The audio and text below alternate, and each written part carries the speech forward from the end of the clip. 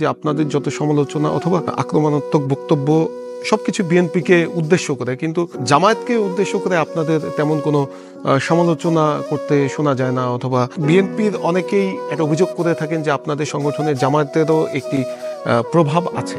প্রথমত আমরা শুরুতেই কিন্তু একটি স্টেটমেন্টের মধ্যে বলেছিলাম এবং আমরা জাতির সামনে 5 আগস্টের পরে স্পষ্ট করেছিলাম, বাংলাদেশের দুইটা আদর্শিক শক্তিকে আমরা চাই না। একটি হলো জামায়াতের আদর্শিক শক্তি, আর একটি হলো যে আমরা মুজিববাদী আদর্শিক শক্তি। সো আমরা ব্যাখ্যা করেছিলাম জাতি ক্লিয়ার কেন আমরা মুজিববাদী আদর্শিক শক্তিকে বাংলাদেশে চাই না, যারা বাংলাদেশের জন্য হার্মফুল বা ক্ষতিকর।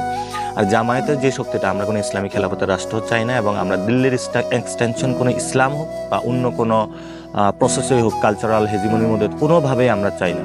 ফলত আমরা তাহলে সেখানে কি চাই সেটাও আমরা প্রপোজিশন মানুষকে দিয়েছিলাম। আমরা চাই এই জনমানুষের যে ইসলাম, এই প্রান্তিক মানুষের মাটির যে ইসলাম, সেটাকে আমরা চাই। যে মাটির ইসলামের মধ্যে সকালবেলা যখন আমি ছোটবেলা ছিলাম, আমার দাদার কোরআন তালাওয়াতের মধ্যে দিয়ে আমার ঘুম ভাঙতো।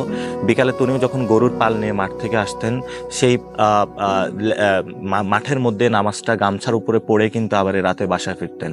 সো এই ধরনের যে আমাদের মাটি মা মানুষের ইসলাম রয়েছে, এবং ভাষা নিয়ে যে ইসলামটা চর্চা করেছেন এইখানে, যে এই বঙ্গীয় জনপদের যে ইসলামটা রয়েছে, সেটা এখন কেউ যদি এখানে কোথাও অন্য জায়গা থেকে ইম্পোর্টেড করে কোনো ইসলাম নিয়ে আসে, সেটার বিরুদ্ধে আমরা অতীতেও এই বিষয়টাতে ভোকাল ছিলাম, ভবিষ্যতেও থাকবো। তো সেই জায়গা থেকে আমরা বরাবরই বলে আসছি, মুজিববাদী যে ব্যানারগুলো রয়েছে এবং এর অল্টারনেটিভ, এটার বিপরীতে যে এই জামায়াতি যে ইসলামটা রয়েছে, আমরা তো বরাবরই বলে আসছি তাদের সেই ব্যানার থেকে সরে এসে যদি সত্যিকারে বাংলাদেশে পলিটিক্স করা প্রয়োজন হয় না, নতুন নাম নিয়ে রাজনীতি করা উচিত। এবং আমরা জামায়াতের যে প্রভাব বা বলয়ের কথা বলে থাকি, আমরা বলি যে জামায়াতের অ্যাজ আদর্শিক বেসিসে তাদের উপর আমাদের উপর কোনো বলয় এবং প্রভাব নেই। আমরা বরাবরই বলে আসছি, আমরা দায় দরদের রাজনীতি করি। আমরা এই জনপদের যে কালচার, সেই সিভিলাইজড একটি স্টেট চাই, যে সিভিলাইজড স্টেটের মধ্যে সব ধরনের মানুষ থাকবে, এবং এখানে পাল, হিন্দু এবং অন্যান্য যেই জনগোষ্ঠী বা ধর্ম রয়েছে, তাদের একটি ইসলাম এসে যে একটি মিক্সার ঘটিয়েছিল অভূতপূর্বভাবে, এখানে যে একটি শান্তিভূমি প্রতিষ্ঠিত হয়েছিল, সেই শান্তির জয়যাত্রাকে আমরা চাই। আমরা অন্য কোনো ধরনের ইসলামিক খেলাফত রাষ্ট্র বা এই বিষয়গুলো আমরা বরাবরই বলে আসছি যে আমরা এই ধরনের রাজনীতিটা করছি না। ফলত আমরা অ্যাকশন বেসিসে দেখাচ্ছি যে on what point we are going. আমরা 16 ডিসেম্বরে আমরা ঢাকা শহরে কিন্তু as single, it's not a political party, নাগরিক কমিটি, আমরা 6টি প্রোগ্রাম করেছিলাম। এর মধ্যে আমাদের একটি প্রোগ্রাম ছিল যে সোহরাওয়ার্দী উদ্যানে মোমবাতি প্রজ্বলন, যে মোমবাতির মধ্য দিয়ে আমরা 71 থেকে 24-এর যে ধারাবাহিক লড়াই, এটাকে কানেক্টিং ডটের মাধ্যমে আমরা করেছিলাম। তো সেখানে কিন্তু অনেকে আমাদের বিরোধিতা করেছিল, কিন্তু আমরা বিরোধিতার মধ্যে শঙ্কিত বোধ করি নাই। ফলত আমরা অ্যাকশনের মধ্য দিয়েই সবাইকে জানান দিচ্ছি যে আমরা কোন পয়েন্ট বা বিন্দুতে আমরা যাচ্ছি সামনে, সেই জায়গাটা আমাদের অলরেডি পরিষ্কার করা আছে এবং ভবিষ্যতে আরো বেশি পরিষ্কার করব। আর সেকেন্ড যেটা বলেছেন যে বিএনপির বিষয়টা, বিএনপিকে আমরা বলে থাকি যে বিএনপি এই গণ অভ্যুত্থানের শক্তি ছিল, তাদের যে কারেকশনগুলো করা দরকার, সেই কারেকশনের জায়গাটা আমরা করে দিচ্ছি। কারণ আমরা শুরুতেই বলেছিলাম, এজ এ পলিটিক্যাল পার্টি হিসেবে যে কোনো পার্টি হোক, ইভেন কালকে ছাত্রদের যে পার্টি হবে, ওরাও যদি চাঁদাবাজি টেন্ডারবাজিতে কোনো জড়িত হওয়ার আশঙ্কা আমরা প্রকাশ করি, আমরা জাতীয় নাগরিক কমিটি এই বেসিসে কাজ করব এজ এ বাংলাদেশের গণ অভ্যুত্থানের ব্যানগার্ড হিসাবে। সো ফলত বিএনপি যে জায়গাগুলোতে ভুল করছে আমরা ধরিয়ে দিচ্ছি, এবং ব্যক্তি মুজিবের যে পুঁজিবাদ রয়েছে, ব্যক্তি পূজনীয় যে জায়গাটা রয়েছে, যেটার মধ্য দিয়ে বাংলাদেশকে আজকে এই পর্যায়ে নিয়ে আসা হয়েছে, এবং একক পরিবার বা কানা দাস হয়ে যে রাজনীতি, সেটার বিরুদ্ধে আমরা বলেছিলাম যে এই বিষয়গুলো যাতে বাংলাদেশের 24-এর গণ অভ্যুত্থান পরবর্তীতে না ঘটে। আমরা বারবার এগুলো সতর্ক করছি তাদেরকে। সো তাদের কাছে আহ্বান থাকবে যে আপনারা এগুলো পজিটিভলি নেন, কারণ আমরা তরুণ প্রজন্মের যে কথাগুলো সেগুলো আপনাদের কাছে পৌঁছে দিচ্ছি। অ্যাজ এ বিগ পার্টি হিসাবে আপনাদের অনেকগুলো রেসপন্সিবিলিটি রয়েছে, এবং সেই সৈনিক এবং জনতার যে গণ অভ্যুত্থানের মধ্যে আমরা একজন রাষ্ট্রনায়ক পেয়েছিলাম, জিয়াউর রহমান, তার যে আদর্শটা রয়েছে সেটাতে আমরা অনেক ব্যত্যয় ঘটতে দেখতে পাচ্ছি, এবং অনেকে জিয়ার শিল্ড নিয়ে বিভিন্ন চাঁদাবাজি টেন্ডারবাজিতে জড়িত হচ্ছিল। ফলত এজ এ সিঙ্গেল পার্টি আকারে তারা কিন্তু এই বিষয়গুলো বলতে পারছে না, কিন্তু আমরা আমাদের দায়িত্বের বোধের জায়গা থেকে এই বিষয়গুলো আমাদের বলতে হচ্ছে, এবং এগুলো অনেকেই এজ এ বিএনপি এগেনস্ট হিসাবে দেখানোর চেষ্টা করছে। আমরা বরাবর বলে থাকি, বাংলাদেশে কোনো দল বা কোনো কিছুর বিরুদ্ধে আমরা এগেনস্ট বা কোনো এটার আধার অন্য কোনো কিছু এই ধরনের পলিটিক্সে আমরা নাই।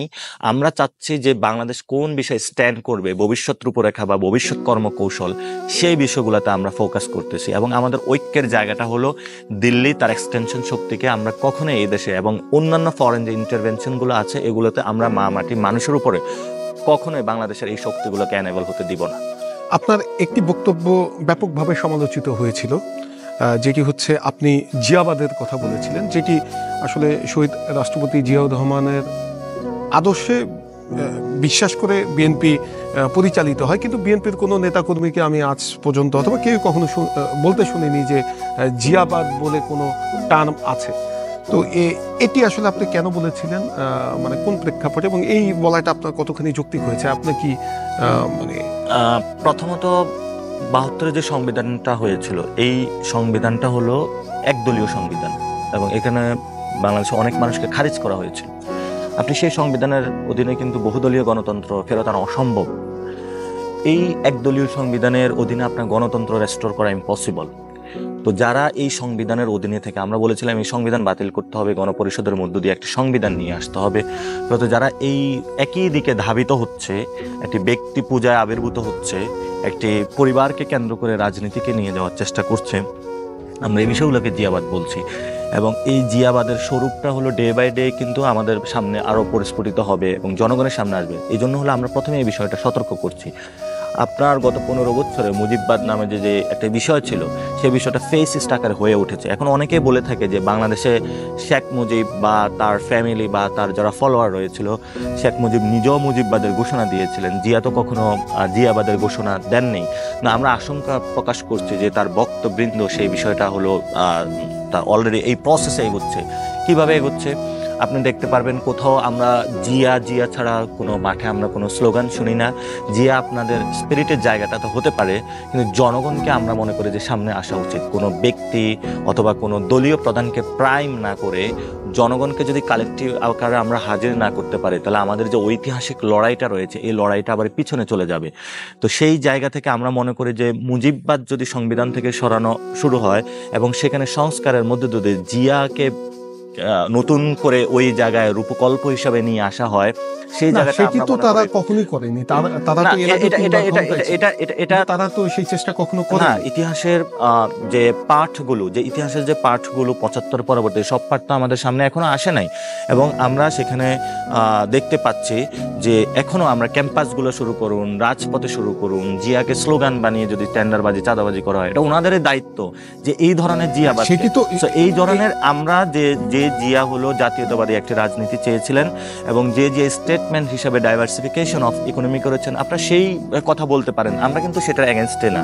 আমরা বলতেছি আল্ট্রা ন্যাশনালিস্ট হতে যাবেন না আপনারা। যদি আল্ট্রা ন্যাশনালিস্ট হতে যান, তাহলে আমাদের বঙ্গীয় জনপদের যে সিভিলাইজ স্টেটের জন্য, সেটার জন্য কিন্তু আমাদের আবার এই আল্ট্রা ন্যাশনালিজম আমাদের জন্য হুমকি। তো ওই আল্ট্রা ন্যাশনালিজমের জায়গায় যদি কেউ জিয়াবাদ প্রতিষ্ঠা করতে চায়, আমরা মনে করি যে বঙ্গীয় জনপদের সকল মানুষের মুক্তির বিষয়ে আমাদের কথা বলতে হবে।